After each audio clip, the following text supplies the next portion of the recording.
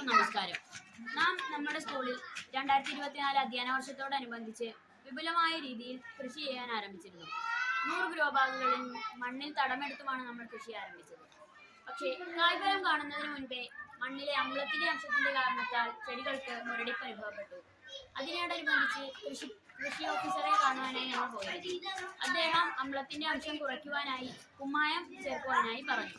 കൃഷി ഓഫീസറുടെ നിർദ്ദേശപ്രകാരം മണ്ണിലെ അമ്ലത്തിന്റെ അംശം കുറയ്ക്കുവാനായി നാം കുമ്മായം ചേർത്ത് ഇടവിട്ട ഇടവേളകളിൽ മണ്ണിനെ ഇളക്കി പാകപ്പെടുത്തിയിരിക്കുന്നു. കുമ്മായം ചേർത്ത് മണ്ണ് പാകപ്പെടുത്തിയതിനു ശേഷം നമ്മൾ ഇവിടെ കൃഷി ആരംഭിച്ചു. അപ്പോൾ തന്നെ നല്ല വിളവ് കിട്ടിയിരുന്നു. പക്ഷേ അതിലുപരി നാം പുതിയൊരു ജൈവവളം കണ്ടെത്തി. പച്ച ചാണകത്തിലേക്ക് ചീമക്കുന്നയുടെ ഇലയും പാകത്തിന് വെള്ളവും ചേർത്ത് 15 ദിവസം അടച്ചു വെച്ചു. അതിനെ കൃത്യമായ ഇടവേളകളിൽ ഒരേ ദിശയിലേക്ക് ഇളക്കുകയും ചെയ്തു. അത് ചെടികളുടെ ചോട്ടിലേക്ക് പ്രയോഗിച്ചതിന് ശേഷം വളരെ നല്ല രീതിയിൽ ഫലഭൂയിഷ്ഠത വർദ്ധിച്ചു.